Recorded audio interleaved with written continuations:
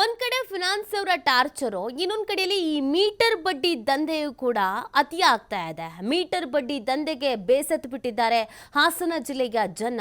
Check ಪಡೆದು ಸಾಲ ನೀಡಿ ಕಿರುಕುಳವನ್ನ ನೀಡ್ತಿರುವಂತ ಒಂದು ಗಂಭೀರವಾದಂತ ಆರೋಪ ಕೇಳಿ ಬರ್ತಾ ಇದೆ. ಬಡ್ಡಿ ಅಸಲು ಕಟ್ಟುವುದಕ್ಕೆ ಆಗದೇನೆ ಬಡವರು ಕಣ್ಣೀರು ಹಾಕ್ತಾ ಇದ್ದಾರೆ. ಕೇವಲ 5 ಲಕ್ಷ ಸಾಲಕ್ಕೆ ಬಡ್ಡಿ ಸಮೇತ 19 ಲಕ್ಷ ರೂಪಾಯಿ ವಸೂಲಿ ಮಾಡಲಾಗಿದೆ. ಇದಕ್ಕೊಂದು ಅರ್ಥ ಬೇಡ್ಬೇಡ್ರಿ. 5 ಲಕ್ಷ ಸಾಲ ಪಡ್ಕೊಂಡಿದ್ದಾರೆ, 19 ಲಕ್ಷ ಕಟ್ಟಿದ್ದಾರೆ. ಇನ್ನೂ ದುಡ್ಡು ಕಟ್ಟಿ ಅಂತ ಅಂದ್ರೆ ಏನು ಧನ ಪಿಶಾಚಿಗಳ ಬಡ್ಡಿ ದಂಧೆಯ ಕರಾಳತೆ ಬಿಚ್ಚಿಟ್ಟು ಕುಟುಂಬದವರು ಕಣ್ಣೀರು ಹಾಕ್ತಾ ಇದ್ದಾರೆ. ಅರಕಲಗೂಡಿನ ಮಂಜುನಾಥ್ ವಿರುದ್ಧ ಬಡ್ಡಿ ದಂಧೆಯ ಆರೋಪ ಕೇಳಿ ಬರ್ತಾ ಇದೆ. ಅರಕಲಗೂಡು ಠಾಣೆಯಲ್ಲಿ ಮಂಜುನಾಥ್ ವಿರುದ್ಧ ದೂರು ನೀಡಲಾಗಿದೆ. ಬಡ್ಡಿ ಕಟ್ಟುವುದಕ್ಕೆ ಆಗದೆ ಮನೆ ಬಿಟ್ಟವರು ಕಣ್ಣೀರು ಹಾಕ್ತಾ ಇದ್ದಾರೆ. ಮಂಜುನಾಥ್ ಮೇಲೆ ನೂರಾರು ಜನರಿಂದ ಆಕ್ರೋಶ ಕೂಡ ವ್ಯಕ್ತವಾಗ್ತಾ ಇದೆ. ಇತ್ತೀಚೆಗೆ ಈ ಮೀಟರ್ ಬಡ್ಡಿ ದಂಧೆಯ ಹಾವಳಿಗೆ ಒಂದಿಡೀ ಕುಟುಂಬದವರು ಪಾಯ್ಸನ್ ತೆಗೆದುಕೊಂಡಿದ್ರು. ದಿನದಿಂದ ದಿನಕ್ಕೆ ಈ ಪ್ರಕರಣಗಳು ಹೆಚ್ಚಾಗ್ತಾ ಇದೆ. ಫಿನಾನ್ಸ್ ಅವ್ರ ಕಾಟ, ಅತಿಯಾಗಿ ಬಡ್ಡಿ ತಿನ್ನೋರ್ ಕಾಟ. ಜನ ಏನ್ ಮಾಡಬೇಕು? ಮಧ್ಯಮ ವರ್ಗದವರು, ಬಡ ವರ್ಗದವರು ಈ ಥರನೇ ನಂಬ್ಕೊಂಡು ಜೀವನ ಮಾಡ್ತಾ ಇರ್ತಾರೆ. ಒಂದು ಅರ್ಥ ಬೇಡವಾ? 5 ಲಕ್ಷ ಸಾಲ ಕೊಟ್ಟು 19 ಲಕ್ಷ ವಾಪಸ್ ಇಸ್ಕೊಳ್ತೀರಾ ಅಂತ ಅಂದರೆ ಎಲ್ಲೋಗ್ಬೇಕು? ಜೀವನ ಪೂರ್ತಿ ಸಾಲ ಕಟ್ತಾನೆ ಇರಬೇಕು, ಬಡ್ಡಿ ಕಟ್ತಾನೆ ಇರಬೇಕು. ಜೀವನ ಮಾಡಂಗೆ ಇಲ್ವಾ ಹಾಗಿದ್ರೆ ಅವರು?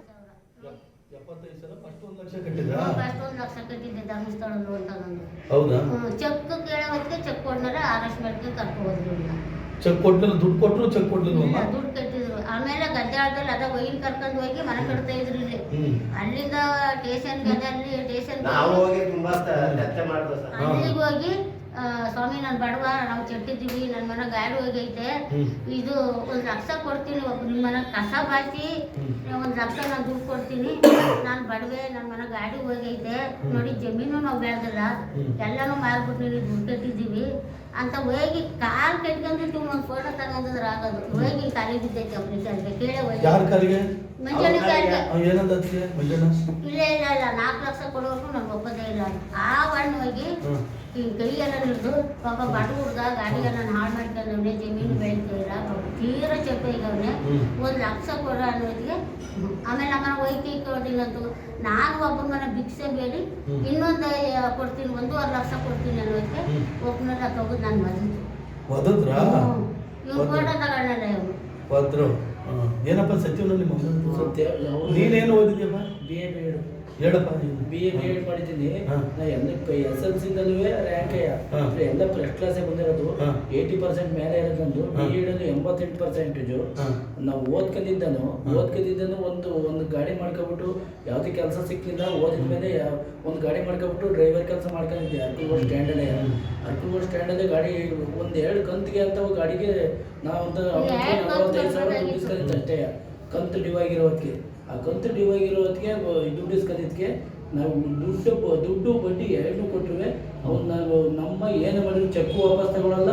ನಾವು ಇದ್ದ ಜಾಗದಲ್ಲೆಲ್ಲ ಎಲ್ಲರೂ ಅರ್ಕೊಂಡ್ಬಿಡೋದು. ಒಂದು ಜಾಗದಲ್ಲಿ ಕಂಡ್ರೆ ಜಗಳಕ್ಕೆ ಬರ್ತಾನೆ, ಬೈತಾನೆ, ಓದ್ಬಿಟ್ಟು ಹಿಂಗೆ ಈ ಥರ ಇದು ಮಾಡ್ತೀರಿ, ಈ ಥರ ವ್ಯವಹಾರ ಕರೆಕ್ಟಾಗಿ ನಡ್ಕೊಳ್ಳೋದಿಲ್ಲ ಅಂತ ಹೇಳ್ಬಿಟ್ಟು ಗಾಡಿ ತೆಗೆಲ್ಲ ಬಂದು 45,000 ಇಸ್ಕೊಂಡಿತ್ತು. 45,000 ಇಸ್ಕೊಂಡಿದ್ದು. ನಾವು ಒಂದು ಸಲ ಅವನ ಅಂಗಡಿ ತೆಗೆ ಹೋಗ್ಬಿಟ್ಟು 80,000 ಕೊಟ್ಟಿದ್ದೀವಿ. ಆಮೇಲೆ ಸಿದ್ಧಿದಾರಿಂದ ಲೋನ್ ತಗೊಂಡ್ವಲ್ಲ, ಆಗ ನಮ್ಮ ತಾಯಿಯವರು ಹೋಗಿದ್ರು, ನಾನು ಇತ್ತಿಲ್ಲ. ನಮ್ಮ ತಾಯಿಯವರು ಹೋಗಿ ಅವ್ರು 75,000 ಸಿದ್ಧಿದಾರಿಂದ ಲೋನ್ ಪೂರ್ತಿ ಅವ್ರಿಗೆ ಕೊಟ್ಟರು. ಕರ್ನಾಟಕ ಬ್ಯಾಂಕಲ್ಲೇ ಸಿದ್ಧಿದಾರಿಂದ ಲೋನ್ ಮಾಡಿರೋದು. ಸಿದ್ಧಿದಾರಿಂದ ಲೋನ ಕರ್ನಾಟಕ ಬ್ಯಾಂಕಿನ ದುಡ್ಡು ಅವ್ರಿಗೆ ತಗೋ ಕೊಟ್ಟಾರೆ. ಆಮೇಲೆ ಧರ್ಮಸ್ಥಳ ದುಡ್ಡು 1 ಲಕ್ಷ ತಗೊಂಡು ಅವ್ರಿಗೆ ಕೊಟ್ಟಿದ್ದೀನಿ. ನನ್ನ ಮಕ್ಕಳು ಧರ್ಮಸ್ಥಳ ದುಡ್ಡು ಕೊಟ್ಟಿದ್ದು. ಧರ್ಮಸ್ಥಳದಿಂದ ಈಗ ಎಷ್ಟು ಹಾಕ್ಯಾರಪ್ಪ ಚೆಕ್ಕ? 4 ಲಕ್ಷಕ್ಕೆ ಹಾಕ್ಯವ್ರೆ. 4 ಲಕ್ಷಕ್ಕೆ ಹಾಕ್ಯವ್ರೆ. ಯಾರ ಹೆಸರು ಹಾಕ್ಯಾರಪ್ಪ? ರಮೇಶ್ ಅನ್ನೋರ ಹೆಸರಲ್ಲಿ ಹಾಕ್ಯವ್ರೆ. ಬಂದಿದ್ರು ಅವ್ರು ಕೋರ್ಟ್ಗೆ ಅವ್ರು ಬಂದವ್ರೆ, ನಾವು ಹೋಗಿದ್ದೀವಿ. ಏನಾರ ಮಾತಾಡಿದ್ರು ಅವರು? ರಮೇಶ್ ಜಡ್ಜು ತೀರ್ಮಾನ ಮಾಡ್ಕೊಳ್ಳಿ ಅಂತ ಜಡ್ಜ್ ಹೇಳ್ತಾರೆ. ರಮೇಶ್ ಕೈಲಿ ಇದ್ರು ಮಾತಾಡಿದ್ರು. ರಮೇಶ್ ಕೈಲಿ ಮಾತಾಡಿದ್ವಿ. ಏನಂತಾರೆ ರಮೇಶ್? ಮಾತಾಡ್ಬಿಟ್ಟು ಅವ್ರು ಉಂಟು ನೀವು ಉಂಟು ನನ್ನ ಕೈಲಿ ವ್ಯವಹಾರ ಮಾಡಿದ್ದೀನಿ. ಯಾರು ಉಂಟು ನೀವು ಉಂಟು ಅಂತ? ಮಂಜಣ್ಣ ನೀವು ನಿಮ್ಮ ಹತ್ರ ಅವ್ರ ಹತ್ರ ಕರ್ಕೊಯ್ತೀನಿ, ಬೇಕಾದ್ರೆ ಅವ್ರ ನಂಬರ್. ಮಾಡ್ಲಿಕ್ಕೆ ಗುರುರಾಜ್ ಅವರು ನಮ್ಮ ಜೊತೆ ಫೋನ್ ಸಂಪರ್ಕದಲ್ಲಿದ್ದಾರೆ. ಗುರುರಾಜ್ ಅವರೇ ನಮಸ್ತೆ. ನಮಸ್ತೆ ಮೇಡಮ್. ಗುರುರಾಜ್ ಅವರೇ, ನೀವು ಸಾಲ ತೆಗೆದುಕೊಂಡಿದ್ರ ಹೇಗೆ? ಹೌದು ಮೇಡಮ್, 2015ರಲ್ಲಿ ಒಂದ್ ಸ್ವಲ್ಪ ಯಾವ್ದೋ ಬಿಸ್ನೆಸ್ ಅಂತ 1.5 ಲಕ್ಷ ಇಸ್ಕೊಂಡಿದ್ದೆ ಮೇಡಮ್. ಓಕೆ. ಅದು 1.5 ಲಕ್ಷಕ್ಕೆ ಆ ಕೊರೋನಾ ಟೈಮಲ್ಲಿ ಇಸ್ಕೊಂಡಿದ್ದೆ ಮೇಡಮ್. ಆಗ್ಲೇ 1.5 ಲಕ್ಷಕ್ಕೆ 3 ಲಕ್ಷ ದುಡ್ಡು ಕೊಟ್ಟು ಬಂದಿದೆ ಮೇಡಮ್. ಓಕೆ. ಅದಕ್ಕೆ ಡಾಕ್ಯುಮೆಂಟ್ ಕೇಳೋ ಹೊತ್ತಿಗೆ ಡಾಕ್ಯುಮೆಂಟ್ ಎಲ್ಲ ಬೇರೆ ಕಡೆ ಇದೆ, ನಾನು ತಂದು ಕೊಡ್ತೀನಿ, ಒಂದು ಸ್ವಲ್ಪ ದಿನ ವೆಯ್ಟ್ ಮಾಡು ಅಂದ್ರೆ ಅಷ್ಟೊತ್ತಿಗೆ ಕೊರೋನಾ ಬಂತು ಮೇಡಮ್. ಓಕೆ, ಅಂದ್ರೆ ಆ ಕೊರೋನಾ ಏನ್ ಬಂದಾಗ- ಡಾಕ್ಯುಮೆಂಟ್ ಕೇಳ್ತಾರೆ, ಏನ್ ಡಾಕ್ಯುಮೆಂಟ್ ಕೊಡ್ಬೇಕು? ಮೇಡಮ್ ಅದು ಬರೀ 1.5 ಲಕ್ಷಕ್ಕೆ 4 ಚೆಕ್ ಇಸ್ಕೊಂಡಿದ್ರು ಮೇಡಮ್. ನನ್ನ 4 ಚೆಕ್ ತಮ್ಮನವೆರಡು ಇಸ್ಕೊಂಡಿದ್ರು. ಓಕೆ. ನನ್ನ ತಮ್ಮಂದು 2 ಮತ್ತೆ ನನ್ನವು 2 ಇಸ್ಕೊಬಿಟ್ಟಿದ್ರು ಮೇಡಮ್ ಅವರು. ಸರಿ, ನೀವು ಅದನ್ನ ಸಾಲ ತೀರ್ಸಿದ್ದೀರಾ? ಮೇಡಮ್ ಅದು 2018-19 ನಾನು ಸಾಲ ಕೊಟ್ಬಿಟ್ಟಿದ್ದೀನಿ ಮೇಡಮ್. ಆಗ್ಲೇ ವಾಪಸ್ ಕೊಟ್ಟಿದ್ದೀರಾ ಆಲ್ರೆಡಿ ಕೊಟ್ಬಿಟ್ಟಿದೆ ಮೇಡಮ್. ಸರಿ, ಆಯ್ತು. ಈಗ ಆಮೇಲೆ ಹೇಳಿ ಮೇಡಮ್ ಆದ್ರೆ ನಾನು ಡಾಕ್ಯುಮೆಂಟ್ ಇಸ್ಕೊಳಕ್ ಹೋದಾಗ ಯಾವ ಸಾಲ ಏನು ಯಾವ ಸಾಲ ತೀರ್ಸಿದ್ಯಾ, ನಾನು ದುಡ್ಡು ಕೊಡು ಹಂಗೆ ಹಿಂಗೆ ಅಂತೆಲ್ಲ ಮತ್ತೆ ಕೇಳಕ್ ಶುರು ಹಚ್ಕೊಂಡ್ರು ಮೇಡಮ್ ಅವರು. ಆಗ ನಾನೇನ್ ಮಾಡ ಕೊಟ್ಟಿರೋದು ಸಾಕಾಗಿಲ್ಲ, ಇನ್ನೂ ಕೊಡೋಕಿದೆ ನೀವು ಅಂತ ಹೇಳಿದ್ರು. ನೀನ್ ಯಾವಾಗ ಕೊಟ್ಟಿದ್ದೆ, ನನ್ನ ಹತ್ರ ಏನಾರ ಸೈನ್ ಮಾಡ್ಕೊಂಡಿದ್ದ, ಯಾವ್ದಾರ ನೀನ್ ಕೊಟ್ಟಿರೋದಕ್ಕೆ ಪ್ರೂಫ್ ಐತಾ, ಯಾರು ಕರ್ಕ ಬಂದ್ ಕೊಟ್ಟಿದ್ಯಾ ಅಂತೆಲ್ಲ ಕೇಳ್ಬಿಟ್ರು ಮೇಡಮ್. ನೀವು ಸಾಲ ವಾಪಸ್ ಕೊಡ್ಬೇಕಾದ್ರೆ ಅವ್ರ ಹತ್ರ ಸಾಲ ಇಷ್ಟು ವಾಪಸ್ ಕೊಟ್ಟಿದ್ದೀನಿ ಅಂತ ಏನು ಬರ್ಸ್ಕೊಂಡು ಇಲ್ಲ, ಅದಕ್ಕೇನ್ ಡಾಕ್ಯುಮೆಂಟು ಇಲ್ಲ? ಏನು ಇತ್ತಿಲ್ಲ ಮೇಡಮ್. ಹಾಗಾಗಿ ನನ್ನ ಫ್ರೆಂಡ್ ಜೊತೆ ಕರ್ಕೊಂಡು ಹೋಗಿದ್ದೆ ಮೇಡಮ್ ಕೊಡಕ್ಕೆ. ಅವ್ನ ಮಾತು ಯಾರ್ಯಾರೋ ಬಂದ್ ಹೇಳತ್ತೀಯ ನೀನು, ಯಾರ್ಯಾರೋ ಮಾತು ಹಂಗೆ ಒಂಥರ ಏನೋ ಒಂದ್ ಬಂಡು ವಾದ ಮಾಡ್ಬಿಟ್ರು ಮೇಡಮ್. ನನಗೂ ಬೇಜಾರಾಗ್ಬಿಟ್ಟು ತುಂಬಾ ನಾನು ಯಾವ್ದು ಬಿಸ್ನೆಸ್ ಮಾಡ್ತಿದ್ದೆ ಮೇಡಮ್, ಅದನ್ನು ಸಹ ಲಾಸ್ ಮಾಡ್ಕೊಬಿಟ್ಟು ಒಂದ್ 2 ವರ್ಷ ನಾನು ಅಲ್ಲಿಗೆ ಹೋಗ್ಲೇ ಇಲ್ಲ ಮೇಡಮ್. ಮತ್ತೆ ಮನೆಯವರೆಲ್ಲ ಧೈರ್ಯ ಹೇಳಿ ಹೋಗು, ಎಲ್ಲ ಒಳ್ಳೇದಾಗುತ್ತೆ, ಏನು ಆಗೋದಿಲ್ಲ, ಹೋಗು ಅಂತ ಎಲ್ಲ ಇದ್ ಮಾಡ್ಬಿಟ್ರು ಮೇಡಮ್. ಅಂದ್ರೆ ನೀವು ದುಡ್ಡು ತಗೊಳ್ಳೋದಕ್ಕೆ ಅವ್ರು ಡಾಕ್ಯುಮೆಂಟ್ ತಗೊಳ್ತಾರೆ, ನೀವು ದುಡ್ಡು ವಾಪಸ್ ಕೊಟ್ಟಿದ್ದಕ್ಕೆ ಯಾವ್ದು ಡಾಕ್ಯುಮೆಂಟ್ಸ್ ಇರಲ್ಲ ಅಲ್ಲಿ. ಹೌದು ಮೇಡಮ್, ಹೌದು. ಆದ್ರೆ ಈ ಸತಿ ಏನ್ ಮಾಡ್ದೆ ಮೇಡಮ್ ಗೊತ್ತಂದ್ರೆ, ಮತ್ತೆ ಹೋಗಿ ಒಂದಿನ ಈಗ ಜುಲೈ ತಿಂಗಳಲ್ಲಿ ನಾನೇ ಹೋದೆ ಮೇಡಮ್. ಓಕೆ ಮೇಡಮ್, ಅಣ್ಣ ನಂದು ಚೆಕ್ ಡಾಕ್ಯುಮೆಂಟ್ ಎಲ್ಲ ವಾಪಸ್ ಕೊಡಿ, ಏನಕ್ಕೆ ನನ್ಗೆ ಇಟ್ಕೊಂಡಿದೀರಿ ಅಂತ ಅಂದಿದ್ಗೆ, ನೀನು 95 ತಿಂಗಳಿಗೆ 1.5 ಲಕ್ಷಕ್ಕೆ ಎಷ್ಟಾಗೋದು ಬಡ್ಡಿ ಲಾಕ್ ಹಾಕ್ಬಿಟ್ಟು 5% ಆಗಿ ನನ್ಗೆ ದುಡ್ಡು ಕೊಡು ಅಂತಂದ್ರು ಮೇಡಮ್. ಆಗ ಸರಿ ಎಷ್ಟು ಕೊಡ್ಬೇಕು ಹೇಳಿ ಅಂತಾಗ 14 ಲಕ್ಷ ದುಡ್ಡು ಕೊಡಿ ಅಂತ ಕೇಳಿದ್ರು ಮೇಡಮ್. 14 ಲಕ್ಷ ನೀವು ಇಸ್ಕೊಂಡಿರೋದು 1.5 ಲಕ್ಷ. ಹೌದಾ ಮೇಡಮ್. ಓಕೆ, ಇದಕ್ಕೆ ಸಂಬಂಧಪಟ್ಟಂತೆ ನೀವು ಕಂಪ್ಲೇಂಟ್ ಏನಾದ್ರು ಕೊಟ್ಟಿದ್ದು, ಆ ಥರದ್ದು ಏನಾದ್ರು ಮಾಡಿದ್ದೀರಾ?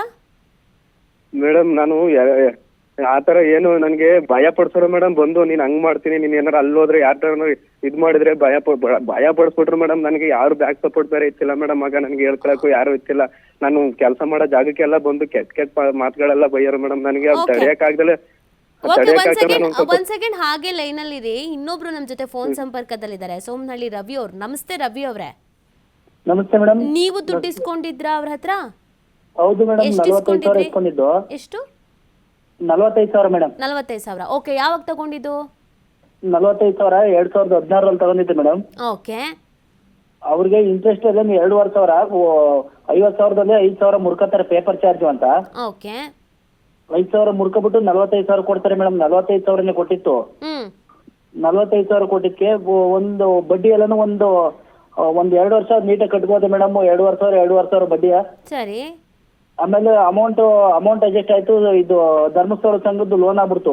ಧರ್ಮಸ್ಥಳ ಸಂಘದ ಲೋನ್ ಆದಾಗ 80,000 ಅಮೌಂಟ್ ಒಂದ್ಸಲಿ, ಆಮೇಲೆ 20,000 ಒಂದ್ಸಲಿ, 80,000 ಬೆಳಿಗ್ಗೆ ಸಲ ಕೊಟ್ಟು 20,000 ಸಾಯಂಕಾಲ ಸಲ ಕೊಟ್ಟು ಪೂರ್ತಿ 1 ಲಕ್ಷ ಒಂದೇ ದಿವಸ ಕೊಟ್ಟು ಮೇಡಮ್. ಸರಿ, ಓಕೆ. 1 ಲಕ್ಷ ಒಂದ್ಸಲಿ ಕೊಟ್ಟು ಆಮೇಲೆ ಚೆಕ್ ಕೊಡಿ ಅಣ್ಣ ನಿಮ್ದೆಲ್ಲ ಸಾಲ ತೀರ್ತಲ್ಲ ಅಂತ ಹೇಳ್ದು. ನಿಮ್ಮ ಚೆಕ್ ಕೊಡಿ ನಿಮ್ದೆಲ್ಲ ಸಾಲ ತೀರ್ತಲ್ಲ ಅಂತ ಕೇಳಿದ್ರೆ 15 ದಿನ ಕೊಡ್ತೀನಿ, ಅದು ಬ್ಯಾಂಕ್ ಅಲ್ಲಿ ಐತೆ ಚೆಕ್, 15 ದಿನ ಕೊಡ್ತೀನಿ ಅಂತ ಹೇಳಿದ್ರು. 15 ದಿನ ಆದ್ಮೇಲೆ ಹೋದ್ರೆ ನೀನು ಕೊಡ್ಬೇಕಾಗಿರೋದು 1,30,000 ಕಂದ ನನಗೆ, ನೀನು 1,30,000 ಕೊಡ್ಬೇಕಾಗಿರೋದು ನನಗೆ, ನಿಂದೆಲ್ಲಿ ತೀರ್ತದಲ್ಲ, 1,30,000 ಕೊಡು ನನಗೆ, ನಿಂದು ಅಮೌಂಟ್ ತೀರ್ತದೆ ಅಂತ ಹೇಳಿದ್ರು. ಆಮೇಲೆ ಹಿಂಗ ಅಂತಿರಲ್ಲ ನಾವು ಕೊಟ್ಟು ತೀರ್ಸಿಲ್ವಣ ಅಂತವ, ನಮಗ್ ಕೊಡ್ಸಿದ್ದರ್ನು ಕರ್ಕೊಂಡು ಹೋಗಿ ಮತ್ತೆ ಕೇಳ್ದು. ನಮಗ್ ಕೊಡ್ಸಿದ್ದರ್ ಕರ್ಕೋಗಿ ಕೇಳಿದಾಗ ಇನ್ನ 75,000 ತೀರ್ಮಾನ ಆಯ್ತು ಮೇಡಮ್. 75,000 ಕೊಟ್ಟು 75,000 ಕೊಟ್ಟಾದ್ಮೇಲೆ ಮತ್ತೆ 2 ದಿನ ಬಿಟ್ಕೊಂಬ ಚೆಕ್ ಕೊಡ್ತೀನಿ ಅಂತ ಹೇಳಿದ್ರು. ಟೋಟಲ್ ನೀವು ಎಷ್ಟು ಕೊಟ್ರಿ ಆಮೇಲೆ ವಾಪಸ್ ಅವರಿಗೆ ಅಲ್ಲಿಗೆ? 1,75,000 ಪ್ಲಸ್ ಬಡ್ಡಿ ಕೊಟ್ಟಿದ್ದೀನಿ ಮೇಡಮ್. 45,000 ತಗೊಂಡು 1,75,000 ವಾಪಸ್ ಕೊಟ್ಟಿದ್ದೀರಾ? 1,75,000 ಟೋಟಲ್ ಅಮೌಂಟ್ ಕೊಟ್ಟಿದ್ದೀನಿ. ಓಕೆ. ಆಮೇಲೆ ಇಂಟ್ರೆಸ್ಟ್ ಕೊಟ್ಟಿದ್ದೀನಿ ಮೇಡಮ್ 2 ವರ್ಷ. ವಿತ್ ಇಂಟ್ರೆಸ್ಟ್ ಕೊಟ್ಟಿದ್ದೀರಾ 2 ವರ್ಷ? ಹೌದು ಮೇಡಮ್. ಸರಿ, ಈ ಮಂಜುನಾಥ್ ಯಾರು? ಅವ್ರ ಹಿನ್ನೆಲೆ ಏನು? ನೀವೆಲ್ಲ ಯಾಕೆ ಅವ್ರಿಗೆ ಹೆದರ್ಕೊಳ್ಳೋಂಥದ್ದು ಏನಿದೆ? ಕಂಪ್ಲೇಂಟ್ ಯಾಕೆ ಕೊಡ್ತಾ ಇಲ್ಲ? ನಿಮ್ಗೆ ಗೊತ್ತಲ್ವಾ ಬಡ್ಡಿ ವ್ಯವಹಾರ, ಮೀಟರ್ ಬಡ್ಡಿ ವ್ಯವಹಾರ ಮಾಡಂಗಿಲ್ಲ, ಅದೆಲ್ಲ ಕಾನೂನು ಬಾಹಿರ, ಕಂಪ್ಲೇಂಟ್ ಕೊಡ್ಬೋದು ಅಂತ. ಮತ್ತೆ ಯಾಕೆ ಭಯ? ಮೇಡಮ್ ಸುಮಾರು ಸಲ ಟ್ರೈ ಮಾಡಿದೆ ಮೇಡಮ್. ಅವರು ಓಕೆ, ಜಾಸ್ತಿ ಎದುರಿಸ್ತಾರೆ. ಅರ್ಕಲ್ಗೂಡಲ್ಲಿ ಅವ್ರದೇ ಒಂದು ಮೀಟರ್ ಬಡ್ಡಿ ದಂಧೆ ಜಾಲನೇ ಇದೆ ಮೇಡಮ್. ಸರಿ ಆಯ್ತು, ದಂಧೆ ಜಾಲ ಇರ್ಲಿ, ಇನ್ನೊಂದಿರ್ಲಿ, ಅವ್ರು ಏನು ಅವ್ರ ಹುದ್ದೆಗೇನು ಭಯ ಪಡುವಂಥದ್ದು ಏನಿದೆ? ನೀವು ಡಾಕ್ಯುಮೆಂಟ್ಸ್ ಎಲ್ಲ ಅವ್ರ ಕೈಲಿ ಕೊಟ್ಟು, ನಿಮ್ ಜುಟ್ಟೆಲ್ಲ ಅವ್ರ ಕೈಲಿ ಕೊಟ್ಟು ಈಗೇನು ಮಾಡಕ್ಕಾಗಲ್ಲ ಅಂತ ಅಂದ್ರೆ ತಪ್ಪಲ್ವಾ ಅದು? ಅದೇ ಮೇಡಮ್, ಒಬ್ರು ನಿಂತ್ಕೊಂಡ್ರೆ ಏನು ಮಾಡಕ್ಕಾಗಿಲ್ಲ ಮೇಡಮ್. ಅವರು ಅಷ್ಟು ಬೆಳ್ಕೊಬಿಟ್ಟಿದ್ದಾರೆ ಮೇಡಮ್. ಅವ್ರ ಜೊತೆನೆ ಒಂದು 10-15 ಜನ ಯಾವಾಗ್ಲೂ ಜನ ಇಟ್ಕೊಂಡಿರ್ತಾರೆ ಮೇಡಮ್. ಎಲ್ಲರೂ ಒಂದು ಅರ್ಕಲ್ಗೋಡ್ ಟೌನ್ ಅಲ್ಲಿ ಸಿಕ್ಕಿದ್ರು ಅವ್ರೆಲ್ಲರನ್ನೂ ಸೇರಿ ಜಗಳ ಬಿಡ್ತಾರೆ, ಭಯ ಪಡಿಸ್ತಾರೆ. ಓಕೆ, ಸೊ ಒಂದ್ ಟೀಮ್ ಇದೆ, ಹೊಡಿತೀವಿ ಬಡಿತೀವಿ ಅಂತ ಹೇಳ್ತಾರೆ, ಏನಾದ್ರು ಮಾಡ್ತಾರೆ ಅಂತ ನಿಮಗ್ ಭಯ? ನಾವು ಹಂಗಾಗಿ ಊರಲ್ಲೇ ಇಲ್ಲ ಮೇಡಮ್. ನಾವು ಬೆಂಗಳೂರಿಗೆ ಬಂದ್ಬಿಟ್ಟಿದ್ದು, ಬೆಂಗಳೂರಲ್ಲೇ ಅಲ್ಲೇ ಗಾರೆ ಕೆಲಸ ಮಾಡ್ಕೊಂಡು ಬೆಂಗಳೂರಲ್ಲೇ ಇದ್ದು ಇವಾಗ ಊರಿಗೆ ಬಂದಿದ್ದೀವಿ. ಊರಿಗೆ ಬಂದ್ರೆ ಇವಾಗ್ಲೂ ನೆಮ್ಮದಿ ಇಲ್ಲ ಮೇಡಮ್. ಇವಾಗ್ಲೂ ಮನೆ ಹತ್ರ ಅವ್ರವ್ರು ಕಳ್ಸೋದು, ಇಲ್ಲ ಅವರೇ ಬರೋದು, ಆ ತರ ಇದ್ ಮಾಡ್ತಾರೆ ಮೇಡಮ್. ಸರಿ ಸರಿ ಸರಿ, ನೀವು ಏನು ಕಂಪ್ಲೇಂಟ್ ಕೊಟ್ಟಿಲ್ವಾ? ನೀವು ಕೇಳಕ್ ಹೋದಾಗ್ಲೂ ಹಿಂಗೆ ಬದ್ರಿಸಿದ್ರ ಹೇಗೆ ಅಂತ? ಹೌದು ಮೇಡಮ್, ಇದೇ ತರ ಎದುರಿಸೋದು ಮೇಡಮ್. ಎದುರಿಸ್ತಾರೆ ಮೇಡಮ್, ಸಖತ್ ಎದುರಿಸ್ತಾರೆ. ಒಂದ್ 2-3 ಜನ ಅವ್ರ ತಮ್ಮ ಅವರೆಲ್ಲ ಅವ್ರ ತಮ್ಮ ವಾಸು ಅಂತ, ಆಮೇಲೆ ರಾಕೇಶ ಅಂತ ನಮಗೆ ಕೊಟ್ಟಿರೋದು ಬೇರೆ, ಕೊಟ್ಟಿರೋದು ಮಂಜುನಾಥ ಕೇಕೆ ಅಂತ. ಅವರು ರಮೇಶ ಅನ್ನೋರ್ ಹೆಸರಲ್ಲಿ ಹಾಕವ್ರೆ. ಅವ್ರ ಜೊತೆ ಪಾರ್ಟಿನಿ ಅವರು BMTC KR ನಗರ ಡಿಪೋದಲ್ಲಿ ಇರೋದು. KR ನಗರ ಡಿಪೋದಲ್ಲಿ KSRTC ಇರೋದು, BMTC ಇಲ್ಲ, KSRTC ಅವ್ರೆ ರಮೇಶ ಅನ್ನೋರು. ಅವ್ರ ಹೆಸರಲ್ಲಿ ಹಾಕಿದಾರೆ ಮೇಡಮ್. ಸರಿ, ಹರೀಶ್ ಇನ್ನೊಬ್ರು ಮಾತಾಡ್ತಾ ಇದ್ರಲ್ಲ, ಹರೀಶ್ ಅವರಲ್ವಾ? ಗುರುರಾಜ್ ಮೇಡಮ್. ನೀವು ಏನ್ ಕಂಪ್ಲೇಂಟ್ ಕೊಟ್ಟಿಲ್ವಾ ಗುರುರಾಜ್ ಅವರೇ? ನಿಮ್ಗೆ ಏನ್ ಹೇಳಿದ್ರು? ಮೇಡಮ್, ನಾನು 2019ರಲ್ಲಿ ನಾನು DC ಆಫೀಸ್ ಮುಂದೆ ಹೋಗ್ಬಿಟ್ಟು ನಾನು ಒಂದ್ ಲೆಟರ್ ತಗೊಂಡೋಗಿ ಕೊಟ್ಟೆ ಮೇಡಮ್. ಇದಕ್ಕೆ ನಾವು ಸೂಕ್ತ ತನಿಖೆ ಮಾಡ್ಕೊಡ್ತೀವಿ ಅಂತ ಹೇಳಿದ್ರು ಮೇಡಮ್ ಅವರು. ಓಕೆ, ನೀವು ಗಮನ ತಂದಿದ್ದೀರಾ, DC ಆಫೀಸಿಗೆ ಹೋಗಿದ್ದೀರಾ, ಬಟ್ ಅಂದ್ರೂನು ಅವತ್ತಿನಿಂದ ಇವ್ರ ಹಾವಳಿ ಏನ್ ಕಮ್ಮಿ ಆಗಿಲ್ಲ. ಅಂದ್ರೆ ಅವತ್ತು ಏನಾಗ್ಬಿಡ್ತು ಅಂದ್ರೆ ಕೊರೋನಾ ಸ್ಟಾರ್ಟ್ ಆಗ್ಬಿಡ್ತು ಮೇಡಮ್. ಹಂಗಾಗಿ ಅದು ಯಾವ್ದಾವ್ ಜಾಲದಲ್ಲಿ ಅವ್ರಿಗೆ ವಿಚಾರ ಗೊತ್ತಾಯ್ತು. ನೀನು DC ಅವ್ರದ್ದು SP ಅವ್ರದಕ್ಕೆಲ್ಲ ಹೋಯ್ತಿದೆ ಅಂತ ಗೊತ್ತಾದ್ಮೇಲೆ ನನ್ನ ಇದ್ ಮಾಡಕ್ ಮಾಡಿದ್ರು ಮೇಡಮ್. ಎಲ್ಲಾ ತರನು ಭಯ ಪಡ್ಸಕ್ ಚುರೋದ್ಕ ಮೇಡಮ್. ನಿನ್ ಡಾಕ್ಯುಮೆಂಟ್ ಅವೇ, ನಿನ್ ತಮ್ಮನ್ ಡಾಕ್ಯುಮೆಂಟ್ ಅವೇ ಅಂತ. ಆದ್ರೂ ಸಹ ಮೇಡಮ್ ನಾನು ಎಲ್ಲಾ ಇದಾದ್ರೂ ಮತ್ತೆ ಈಗ ಜುಲೈ ತಿಂಗಳಲ್ಲಿ ಅವ್ರ ಹತ್ರಕ್ಕೆ ಹೋದೆ ಮೇಡಮ್. ನನ್ ಡಾಕ್ಯುಮೆಂಟ್ ಕೊಡಿ, ಏನಕ್ಕೆ ನನ್ ಡಾಕ್ಯುಮೆಂಟ್ ಇಟ್ಕೊಂಡಿದ್ದೀರಿ ಅಂದಿದ್ಕೆ ನನಗೆ 14 ಲಕ್ಷ ಕೊಡು, 14 ಲಕ್ಷ ಕೊಡ್ಲಿಲ್ಲ ಅಂದ್ರೆ ಅಂತ ಕೊಡು ಅಂತ ಕೇಳಿದ್ರು. ಸರಿ ಆಯ್ತು ಅಂದ್ಬಿಟ್ಟು ನಾನು ಮನೆ ತಕ್ಕೆಲ್ಲ ಬಂದು ಎಲ್ಲ ಗಲಾಟೆ ಮಾಡ್ತಾರಲ್ಲ ಅಂದ್ಬಿಟ್ಟು ನಾನು ಏನ್ ಮಾಡ್ದೆ, 6.5 ಲಕ್ಷಕ್ಕೆ ತೀರ್ಮಾನ ಮಾಡಿದ್ರು ಮೇಡಮ್. ಲಾಸ್ಟ್ಗೆ ಕೊನೆಗೆ 6.5 ಲಕ್ಷ ಕೊಟ್ಬಿಡು, ನೀನ್ ಡಾಕ್ಯುಮೆಂಟ್ ಇಸ್ಕೋಗಿ ಅಂತಂದ್ರೆ ನಾನು 6.5 ಲಕ್ಷನ 24 ಚೆಕ್ ಮುಖಾಂತರನೇ, ಎಲ್ಲಾ ಚೆಕ್ ಮುಖಾಂತರ, ಫೋನ್ ಪೇ ಮುಖಾಂತರ ಎಲ್ಲಾನು 25ನೇ ತಾರೀಕಲ್ಲಿ ಕೊಟ್ಟೆ ಮೇಡಮ್. ನವೆಂಬರ್ 21ರಲ್ಲಿ ನಾನು ದುಡ್ಡು ಕೊಟ್ಟಿದ್ದೀನಿ ಮೇಡಮ್. ಈಗ ಈ ತಿಂಗಳು, ಹೋದ್ ತಿಂಗಳು ನೀವ್ ಇಸ್ಕೊಂಡಿದ್ದು 1.5 ಲಕ್ಷಕ್ಕೆ 6.5 ಲಕ್ಷ ಕೊಟ್ಟಿದ್ದೀರಾ ಅಂತಂದ್ರೆ ದುಡ್ಡಿಗೆ ಒಂದ್ ಬೆಲೆ ಬೇಡ್ಬೇಡ್ರಿ. 3.5 ಲಕ್ಷಕ್ಕೆ ಲೆಕ್ಕವೇ ಇಲ್ಲ ಮೇಡಮ್. 3.5 ಲಕ್ಷ 2019-18ರಲ್ಲಿ ನಾನು ದುಡ್ಡು ಕೊಟ್ಟಿದ್ದೀನಿ ಮೇಡಮ್. ಅದಕ್ಕೆ ಲೆಕ್ಕನೇ ಇಲ್ದಲೆ ಮತ್ತೆ 6.5 ಲಕ್ಷ ಇಸ್ಕೊಂಡ್ರು. ಮತ್ತೆ ನನ್ ಚೆಕ್ ಕೇಳಿದ್ರೆ ಇನ್ನು 7 ಲಕ್ಷ ತೀರ್ಮಾನ ಮಾಡಿರೋದು, ಇನ್ನು ಡಾಕ್ಯುಮೆಂಟ್ ಐತೆ ನಿನ್ನ, ಇವಾಗ ಚೆಕ್ ಕೊಡಕ್ ಆಗೋದಿಲ್ಲ ನನಗೆ, ಅದು ದುಡ್ಡು ತಂದು ಕೊಡು, ಚೆಕ್ ಕೊಡ್ತೀನಿ, ಇಲ್ಲಾಂದ್ರೆ ಪ್ರತಿ ತಿಂಗಳು 20 ಸಾವಿರ ಆಡ್ ಆಯ್ತದೆ ಅಂತ ಇದ್ರಿರ್ತಾರೆ ಮೇಡಮ್. ಇನ್ನೂ ಡಾಕ್ಯುಮೆಂಟ್ ಕೊಟ್ಟಿಲ್ಲ ನನಗೆ. ಓಕೆ, ನೋಡಿ, ನಾವು ಕೂಡ ಇದನ್ನ ನಿಮ್ಮ ಹಾಸನ ಜಿಲ್ಲಾಧಿಕಾರಿಗಳ ಗಮನಕ್ಕೆ ತರುವಂತ ಪ್ರಯತ್ನ ಮಾಡಿದೀವಿ. ಇದ್ರ ಬಗ್ಗೆ ನನ್ನ ಗಮನಕ್ಕೆ ಬಂದಿಲ್ಲ ಅಂತ ಹೇಳ್ತಾ ಇದ್ದಾರೆ. SP ಅವರ ಗಮನಕ್ಕೆ ತರುವಂತ ಪ್ರಯತ್ನವನ್ನ ನಾವು ಕೂಡ ಮಾಡಿದೀವಿ. ಸೊ ಗಿರೀಶ್ ಸರ್ ಅಂತ DC ಅವರಿದ್ರು ಮೇಡಮ್. ಆಗ ನಾನೇ ಖುದ್ದು ಹೋಗಿ ಅರ್ಜಿ ಕೊಟ್ಟು ಬಂದಿದ್ದೀನಿ ಮೇಡಮ್ ಅವ್ರಿಗೆ. ಓಕೆ, ನಾವೀಗ ನಿಮ್ಮ SP ಅನ್ನ ಕಾಂಟ್ಯಾಕ್ಟ್ ಮಾಡೋ ಕೆಲಸ ಮಾಡಿದೀವಿ. ಅವ್ರು ನನ್ನ ಗಮನಕ್ಕೆ ಬಂದಿಲ್ಲ, ಬಂದ್ರೆ ಆಕ್ಷನ್ ತೆಗೆದುಕೊಳ್ತೀನಿ ಅಂತ ಹೇಳಿದ್ದಾರೆ. ನೀವು ತುಂಬಾ ಜನ ಇದ್ದೀರಾ ಅಂತ ಅಂದ್ಕೊಳ್ತಾ ಇದ್ದೀನಿ. ನಾನು ಸಾಲ ತಗೊಂಡವರು, ಈ ಬಡ್ಡಿ ಕಟ್ಟೋರು ನೀವು ತುಂಬಾ ಜನ ಇದ್ದೀರಾ ಅಂತ ಅನ್ಕೊಳ್ತಾ ಇದ್ದೀನಿ. ನಿಮಗೆ ಏನೇ ಭಯ ಆತಂಕ ಇದ್ರೂ ಒಗ್ಗಟ್ಟಾಗಿ ಹೋಗಿ, ಎಲ್ಲರೂ ಒಟ್ಟಿಗೆ ಹೋಗಿ ನಿಮ್ಮ SP ಅವ್ರ ಗಮನಕ್ಕೆ ತನ್ನಿ. ನೀವೇನೇನು ಡಾಕ್ಯುಮೆಂಟ್ ಕೊಟ್ಟಿದ್ದೀರಾ, ನೀವೀಗ ಹೇಳ್ತಾ ಇದ್ರಿ ಫೋನ್ ಪೇ ಮಾಡಿದ್ದೀನಿ ನಾನು ಅಂತ. ಸೊ ಫೋನ್ ಪೇ ಎಲ್ಲ ಮಾಡಿದ್ದೀರಾ ಅಂತ ಅಂದರೆ ಅದು ಡೀಟೇಲ್ ಆಗಿ ಇರುತ್ತೆ, ಅದಕ್ಕೂ ಸಾಕ್ಷಿಗಳು ಸಿಕ್ತಂಗೂ ಕೂಡ ಆಗತ್ತೆ. ನೀವು ಎಷ್ಟೆಷ್ಟು ಸಾಲ ತಗೊಂಡಿದ್ದೀರಾ, ವಾಪಸ್ ಕೊಟ್ಟಿದ್ದೀರಾ, ಅದನ್ನೆಲ್ಲ ನಿಮ್ಮ SP ಗಮನಕ್ಕೆ ತನ್ನಿ. ನಾವು ಆಲ್ರೆಡಿ ತಂದಿದ್ದೀವಿ ಮತ್ತು ಪ್ರಯತ್ನ ಮಾಡ್ತೀವಿ. ನಮ್ಮ ರಿಪೋರ್ಟರ್ ಕೂಡ ನಿಮ್ಗೆ ಸಿಗ್ತಾರೆ ಹಾಸನದಲ್ಲೇ. ಸೊ ಅವ್ರ ಜೊತೆಗೂ ಹೋಗಿ ನಿಮ್ಮ ಸಮಸ್ಯೆ ಏನಿದೆ ಅದನ್ನ ಮಾತಾಡಿ ಆದಷ್ಟು ಬೇಗ ಬಗೆಹರಿಸ್ಕೊಳ್ಳಿ. ಇಲ್ಲ ಅಂತ ಅಂದ್ರೆ ಏನ್ ಸಾಯೋ ತನಕ ಸಾಲ ತಗೊಂಡಿರೋದನ್ನ ಕಟ್ತಾ ಇರೋದಕ್ಕಾಗತ್ತಾ ಗುರುರಾಜ್ ಅವ್ರೆ? ಅಲ್ವಾ, ಒಂದ್ ಧೈರ್ಯ ಮಾಡ್ಲೇಬೇಕು ಅಲ್ವಾ? ಹೌದು ಮೇಡಮ್, ನಾವು ಊರ್ ಬಿಟ್ಟು ಹೋಗೋ ಪರಿಸ್ಥಿತಿ ಇದೆ ಮೇಡಮ್. ನಾವ್ ಯಾಕೆಂದ್ರೆ ಮೈಕ್ರೋ ಫೈನಾನ್ಸ್ ಗಳಲ್ಲಿ ಲೋನ್ ತಗೋಬಿಟ್ಟು ಕೊಟ್ಟಿರೋದು ಮೇಡಮ್. ಹಂಗೆ ನನ್ನ ಹೆಂಗ್ ಜೀವ ಹಿಂಡ್ತಾವ್ರೆ ಹೇಳಕ್ಕಾಯ್ತಲ್ಲ ಮೇಡಮ್.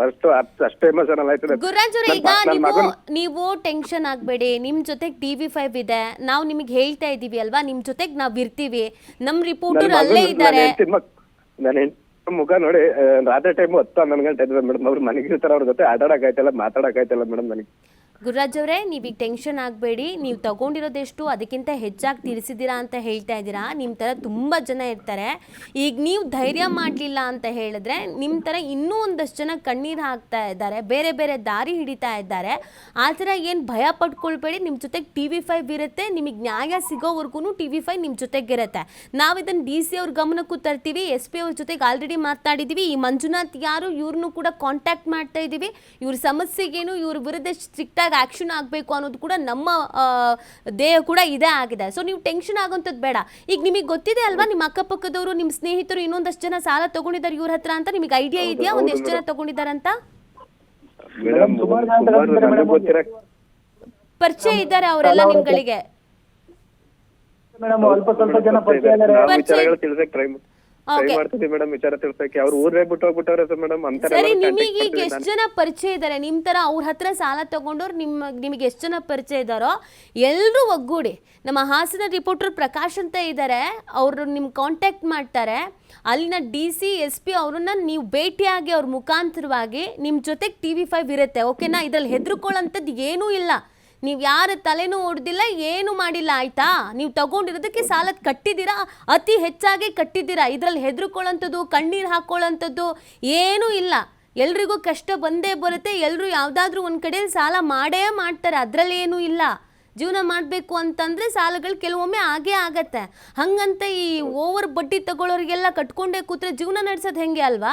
ನೀವೀಗ ಹೆದರ್ಕೊಂಡ್ರಿ ಅಂತ ಹೇಳಿದ್ರೆ, ಅಥವಾ ಹಿಂದೆಟ್ಟು ಹಾಕಿದ್ರಿ ಅಂತ ಅಂದರೆ, ಊರು ಬಿಟ್ರಿ ಅಂತ ಅಂದರೆ, ಇನ್ನುಳ್ದೋದು ಅದೇ ಪರಿಸ್ಥಿತಿ ಆಗುತ್ತೆ. ಎಷ್ಟು ದಿನ ಅಂತ ಊರು ಬಿಟ್ಟಿರ್ತೀರಾ? ನಿಮ್ಮ ತಂದೆ ತಾಯಿ, ನಿಮ್ಮ ಮನೆ, ನಿಮ್ಮೂರು, ನೀವ್ಯಾಕೆ ಊರು ಬಿಡಬೇಕು ಅಲ್ವಾ?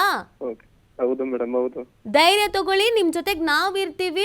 ನಮ್ಮ ರಿಪೋರ್ಟರ್ ಅಲ್ಲೇ ಸಿಗ್ತಾರೆ, ಹಾಸನದಲ್ಲೇ ಸಿಗ್ತಾರೆ. ನೀವು ಏನು ವರಿ ಮಾಡ್ಕೊಳ್ಬೇಡಿ. ಆ ಮಂಜುನಾಥ್ ಅವರು ಯಾರು, ಅವ್ರ ಹಿನ್ನೆಲೆ ಏನು, ಎಷ್ಟು ಜನ ಜೊತೆಗೆ ಈ ಥರ ಆಟ ಆಡಿದ್ದಾರೆ, ಎಲ್ಲವನ್ನೂ ಕೂಡ ನಾವು ಮಾಹಿತಿ ಪಡ್ಕೊಳ್ತೀವಿ. ಓಕೆನಾ? ಸರಿ, ನಿಮಗೆ ಗೊತ್ತಿರೋ ಹಾಗೇನೆ ಅಕ್ಕಪಕ್ಕದಲ್ಲಿ ನಿಮ್ಮ ಸ್ನೇಹಿತರು, ನಿಮ್ಮ ಸಂಬಂಧಿಕರು ಯಾರ್ಯಾರು ಈ ಥರ ಸಾಲ ಮಾಡ್ಕೊಂಡಿದ್ದಾರೆ ಇವ್ರಗಳ ಜೊತೆಗೆ, ಇವ್ರ ಹತ್ರ ಅದ್ರ ಬಗ್ಗೆ ಮಾಹಿತಿ ಪಡ್ಕೊಳ್ಳಿ. ಎಲ್ಲರೂ ಒಂದಾಗಿ ಫಸ್ಟು. ಓಕೆ, ಏನಾದರೂ ಇದ್ರೆ TV5 ಗಮನಕ್ಕೆ ಮತ್ತೆ ತಾನೆ. ಥ್ಯಾಂಕ್ ಯು TV5 ಜೊತೆಗೆ ಮಾತನಾಡಿದ್ದಕ್ಕೆ.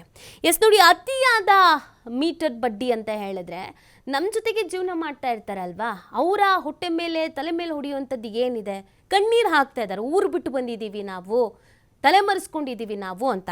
ಈ ಮಂಜುನಾಥ್ ಯಾರು, ಅವ್ರ ಜೊತೆಗೆ ಅದು ಎಷ್ಟೇ ದೊಡ್ಡ ಪಟಾಲಮ್ಮೆ ಇರಲಿ, ಆ್ಯಕ್ಷನ್ ತೆಗೆದುಕೊಳ್ಳೇಬೇಕು. ಹಾಸನ ಜಿಲ್ಲಾ ಪೊಲೀಸ್ ವರಿಷ್ಠಾಧಿಕಾರಿಗಳ ಗಮನಕ್ಕೆ ತಂದಿದ್ದೇವೆ. ಸರ್, ದಯಮಾಡಿ ಇಲ್ಲಿ ಏನೇನು ನಡೀತಾ ಇದೆ ಅನ್ನೋದ್ರ ಬಗ್ಗೆ ಮಾಹಿತಿ ಪಡ್ಕೊಳ್ಳಿ. ಅಲ್ಲಿನ ಜನಪ್ರತಿನಿಧಿಗಳು ಅಷ್ಟೇ, ನಿಮ್ಮ ಜನರ ಜೀವ ಹಿಂಡ್ತಾ ಇದ್ದಾರೆ. ಸಾಲ ವಾಪಸ್ ಕೊಡು ಅಂತ ಊರು ಬಿಡ್ತಾ ಇದ್ದಾರೆ. ದಯವಿಟ್ಟು ಇದಕ್ಕೆ ಸಂಬಂಧಪಟ್ಟಂತೆ ಹೆಚ್ಚಿನ ಗಮನ ಹರಿಸಿ ಆ್ಯಕ್ಷನನ್ನು ತೆಗೆದುಕೊಳ್ಳಿ.